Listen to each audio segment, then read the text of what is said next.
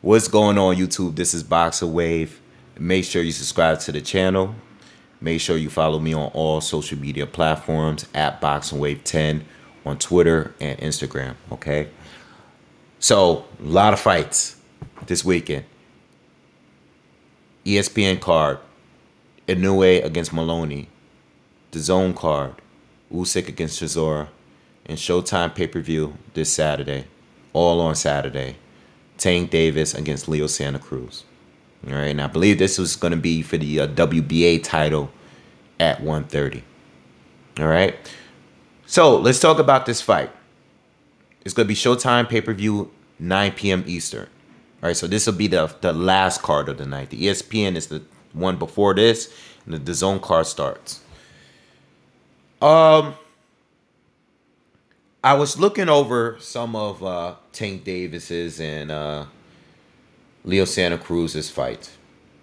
All fights that I've already seen. I've been watching Leo for a long time. I've been watching Tank Davis throughout his whole professional career. And I was trying to figure out, trying to compare other fighters they both face. Top fighters they face. Leo hasn't fought anyone exactly like a Tank, Tank is a southpaw, so I was trying to find someone that was really good that Leo fought that was kind of like Tank. There's no one really there. I think, and even though Leo's probably fought guys like, a Carl Frampton, who's obviously more experienced as a pro than Tank Davis. Even with all that experience, all those fights that he won at 122, 126, fought some very, very good fighters over the years. Beat some very good fighters over the years. He's just not what Tank is. All right, he just doesn't bring the same explosiveness that Tank Davis has. Neither did Abner Mares. Leo's a guy, throws a lot of punches every round. He's a volume puncher. He's a tall, long fighter.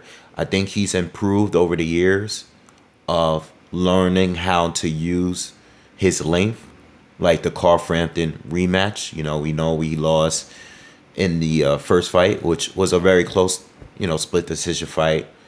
He was able to win because he improved at using his range, not always just having to mix it up with the fighters and trade with the fighters.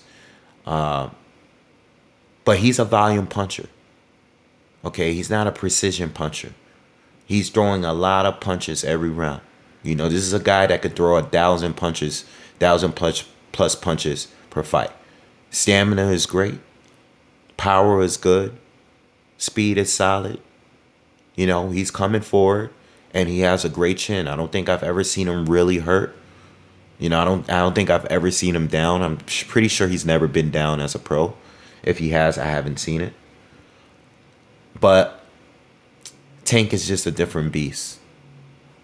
I just think that what Tank brings is he's such a good counterpuncher.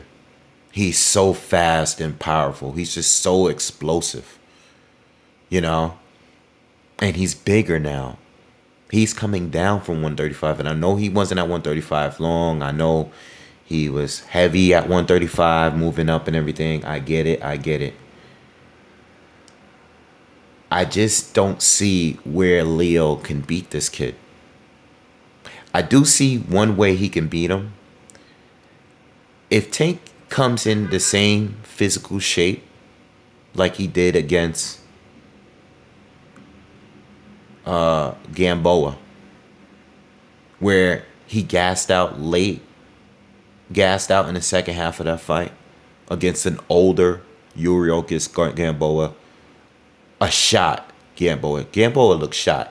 I watched the fight the other day, not only because of this fight, but because Devin Haney is fighting him soon, Gamboa.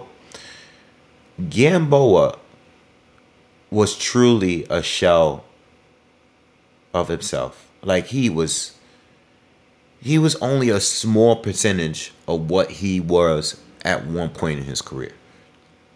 At one point of his career, If Gamboa was a fight Tank at his prime, or Tank that night, Gamboa would have won the fight. Gamboa's always had a bad chin. He's always been chinny. He's been down a lot. He gets down, he goes down, he gets up, he's all wobbly, he's all wild. Gamboa's always been that way. But offensively and reflexes, it's just shot. He just doesn't have the speed that he had. He don't have the reflexes. He just can't get away out of the punches. I mean, that fight was there for Tank to dominate. And for the most part, he did dominate. I mean, if you're looking at the round by round, Gamboa, won about 2 rounds in that fight? But it's the fact that Tank went many rounds in that second half not throwing anything. He was breathing heavy. He looked bad, man. He looked bad in the second half of the fight. And I think what gives this fight some air, some life, is banking on Gamboa not being at his best. If Gamboa is not at his very best and he's in that same condition and he can't get Leo out of there, Leo's going to do much better than Gamboa. Leo is better than this version of Gamboa. Absolutely. Absolutely. You know? How much better is Leo than Jose Pedraza, though? How much better is he? I don't really think he's that much better. If he is better. If he is better, I don't think it's by much. Now, the volume might be higher, but in order for Leo to be competitive with anyone, his volume has to be high. But if you're getting countered by big punches, punches that you don't see coming, it's going to slow down that punch volume. It's going to make you hesitant on throwing punches. It happens to the great ones. It happened when he fought Carl Frampton. The volume wasn't that high when he was getting countered. But now you're fighting a counter puncher that hits hard, that's very, very fast, that's extremely explosive.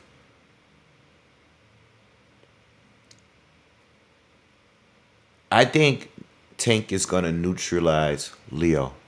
I think Leo's best bet, or any chance of winning this fight, I think is going to be based on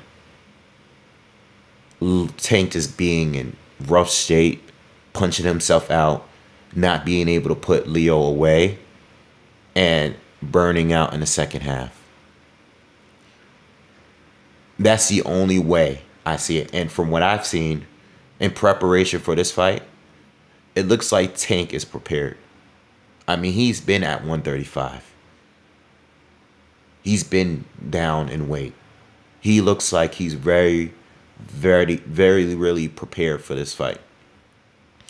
And if Tank hits 130 with ease, he's going to destroy Leo Santa Cruz, in my opinion. You know, are we going to get a stoppage? I expect so. Leo's a tough dude. So if Tank can't stop him, we just know that's because Leo's never really been hurt or down. So maybe he can still take a guy that's bigger than him. Maybe he can still take the punches. But I expect Tank to be dominant. He has just about almost every advantage over Leo in this fight. You know, and Leo's a good fighter. You know, but that Miguel Flores win, I seen that fight. That fight doesn't really cut it for me. You know, it doesn't really cut it for me. Even the fighters that he's beaten at 126, 122 and below, good wins. But Tank is just on a different level, man. He's a bigger fighter and he's a better boxer, in my opinion. He's gonna outbox Leo. He's gonna outsize Leo and have more power and speed to him. He has every advantage, in my opinion. I think this is a mismatch. I always thought it was a mismatch. I think this is a showcase fight against a fighter that has a large following, Leo Santa Cruz. He has a large following. All right. He brings great fights. You know, he has an exciting style.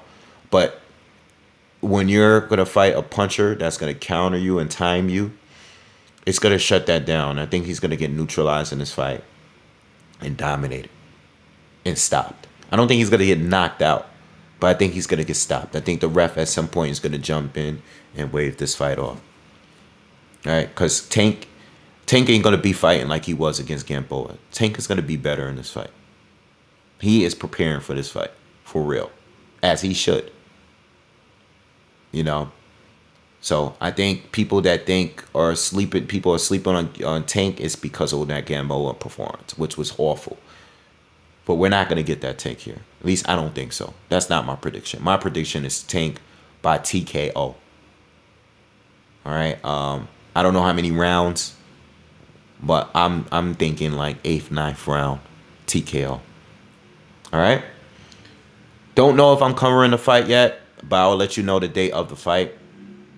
And make sure you also watch my breakdown for the Chisora fight, Usyk Chisora fight. Watch my prediction for the Inoue Maloney fight. Make sure you check all those out, and make sure you guys hit that subscribe button.